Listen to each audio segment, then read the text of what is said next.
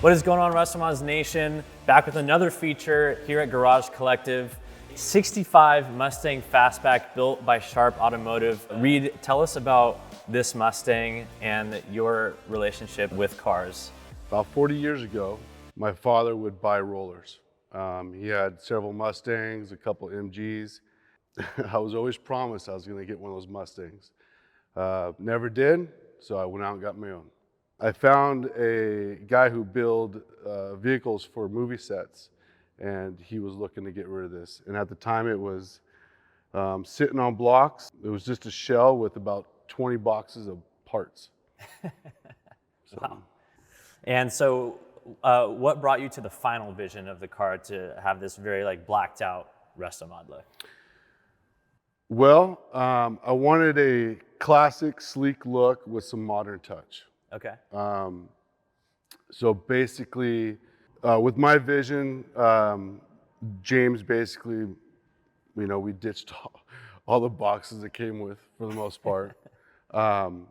And I just told him, I was like, it needs to run like it looks and looks like it sounds. Wow. And that was the kind of the rule that we went with. I wanted all black, and I wanted a very aggressive look. Very cool. How about for under the hood and stuff? Was there a lot of deliberation about what kind of engine you guys were going to put under the hood and what kind of power you wanted and so on and so forth? I wanted something, fast but safe to drive. Very cool. Yeah, I've heard a lot of horror stories about guys who will do the whole cutting out the shock towers and stuff because they want to fit a huge Coyote in it and stuff like that. But I really love the 347 stroker because you get that classic sound and you still get really good power from it, and so really great choice on that. Well, thanks. Yeah, the Coyote engine was talked about for a moment, but even with the 347, they had to add some weight to the back just for how light the car is, and we wanted to make sure it got off the line quick, and so we went with it. Very cool. Well, you heard the story from Reed about how this Mustang came to be. Let's get James in here and have him talk about the technical aspect of everything that went into building this incredible Mustang. We got James here from Sharpe Automotive. He is their shop manager and design consultant. James, tell me what was the car like when you guys first got your hands on it, and what was the process of getting it to this level? When this car first came to us, in all honesty, it was just a roller with a primered body. That was it. No interior, no motor. Everything was just go from there. Front to back, how did things change and evolve? The starting point on this car was honestly getting the bodywork taken care of, making everything straight, door gaps, hood gaps, everything where it needed to be. And then once that was all taken care of, then we discussed, what type of motor, interior, wheels, tires, the whole thing from there. Nice, nice. So let's start with the front of this Mustang. Obviously, a lot has changed from the hood, and obviously there's no chrome anywhere on it. James, take me through what you guys envisioned for this Mustang and how it was going to look. So Reed's vision of the car is what he wanted was a all black car, no chrome, just super sleek, fancy, as original as possible, but still modified. Mm-hmm. So you can see everything in the front has been painted all black, got rid of all the chrome, but the bumper has been moved back so it's closer to the body itself, so you don't have such a large gap in the front. Resto Lab also, when they did the hood, they actually added the hood scoop. That was all sheet metal work that they did. And then, from there, we just go inside. Mm-hmm. And this is what we did inside of here. We 347 stroker motor. Everything that you see in here, we fabricated and installed, all the way from the installation of the booster to the AC lines, heater core lines, all the hard lines for the fuel, the coolant lines coming from the radiator to the motor itself. Wow, it looks super clean in there. I think most classic Mustang aficionados would notice that the shock towers Correct. are gone. Yeah, this has a Mustang 2 front end suspension kit on it. Wow. This is fuel injected, but we used a normal air cleaner to make it look like the period correct as far as if it had a carburetor or whatnot. Nice, yeah. I like that everything kind of has a theme on the inside here, and it matches kind of the outside of the car too. You guys will see that there's red LEDs kind of in cool places throughout the car, and this kind of reminds me of that too, the red lettering and all the matte black on the inside of this. It's really, really nice. And then how about transmission? What's kind of shifting the power on this thing? Transmission is a manual Tremec 5-speed Nice. to a Ford narrowed 9-inch rear end with 410 gears. Sweet. All right, let's kind of move around to the side of this Mustang here. I love these wheels. They complement the car perfectly. What did you guys envision for how the wheels and the brakes and everything would kind of all come together? So the wheels, the idea was to try to keep it period correct, but obviously they're a little larger than normal. And we have 13-inch rotors, wheelwood rotors in the front and in the rear with 6-piston calipers. Wow, nice. So we did the Mustang 2 front end conversion so we could add coilovers and better steering capabilities. And that allowed us to alleviate the shock towers on the engine bay for a larger motor, more room. Nice. So everything from the mirrors to even the wiper blades, it's all blacked out. You don't see an ounce of chrome on this thing. What was kind of the process for converting a lot of those pieces that may have been chrome before to basically all black? Because you guys had mentioned that there was like a box of parts that came with the car, and you guys were thinking about what to do with those if they were going to be part of this. What happened? Right. So most of the parts that came with the car when it was purchased pretty much got alleviated, and we just started from scratch and threw out ideas to our client to see if he liked certain mirrors or what he wanted the trim to look like around the windows. So like all the window frame, the windshield wiper blades, all that stuff is all powder coated matte black. And then we purchased these to fit the car. And they're actually not in the correct position, but they're there because of the height of the gentleman that owns the car.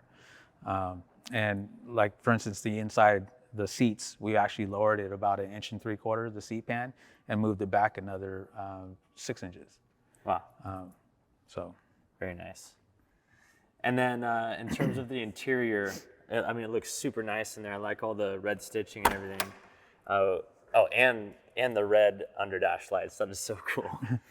What did you get? I see the TMI seats there. Yeah, so super nice. Interior-wise, the seats, the dash, and the door panels are from TMI. Mm-hmm. The center console and all the rear paneling in the car, we actually fabricated ourselves to actually complement the TMI part of it.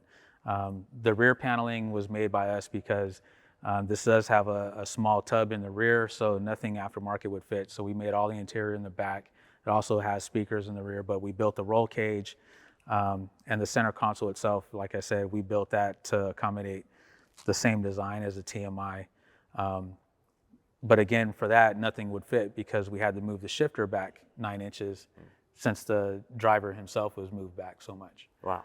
So the shifter is not even in the original location anymore. Nice. I mean, well, it's great that you guys took all that into consideration, and you built the car around the driver. Correct. Yeah, and that's Definitely. really cool. I like that you guys kind of snuck in the 347 stroker badge Yes. over there by, did you guys do it on the driver's side as well? Yeah, it's on both sides. Very cool. Was there ever a thought to put any badging on the outside of the car, or did you guys really want to minimalize? We want no emblems on the outside, but we wanted to let people know that yes, this is a 347 stroker. Sweet. And then the other thing I noticed was the LED lights in the quarter vents here and in the hood. What was kind of the idea behind that? Was there any Knight Rider influence? You know what? There wasn't really any influence. It's just one of the guys at the shop was, because these aren't necessarily working louvers anymore because it's all paneled on the inside now. Mm-hmm. So one of the guys just said, hey, what would be cool if we just put some red LEDs in here since that's what the interior lighting is.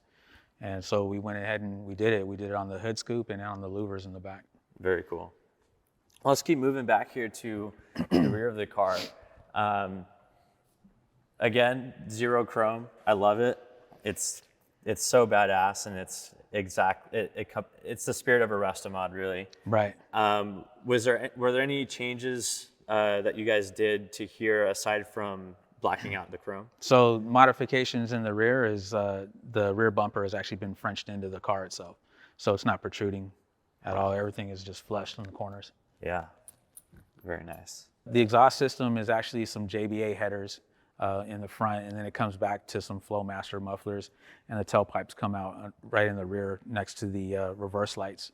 Like the C10 that we built, we try to keep everything from underneath the vehicle. So even the fuel lines on this is ran through the original frame rail, the unibody rail that goes up to the front and then comes up in the front fender area and then goes to the motor. Was that a challenge working with the unibody structure of this Mustang? No, not really. Okay. A little more time consuming than just, putting up a line on the frame rail, but yeah, it was worth it for sure. Very nice. Very cool. And then in the trunk here, make sure I got the right key.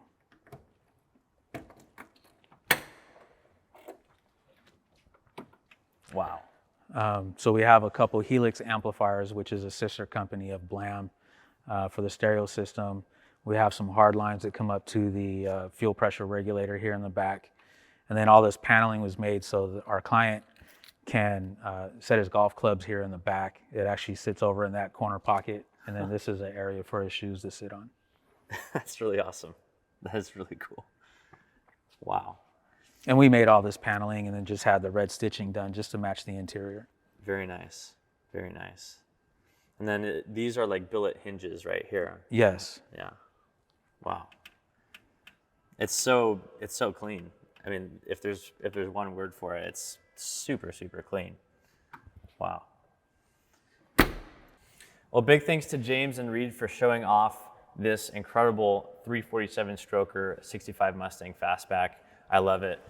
If you know me, you know I'm a Ford fan. I love Mustangs, and wow, I'm just so impressed with this build. Maybe if Reed's willing, we can get a ride along and take us for a spin, and so that you guys can hear and feel the power of this Mustang.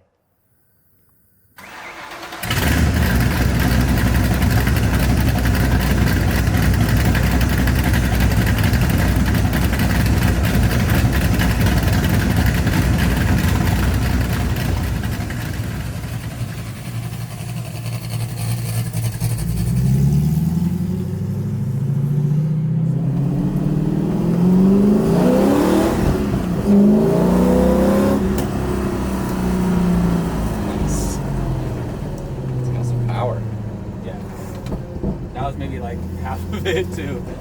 It's crazy.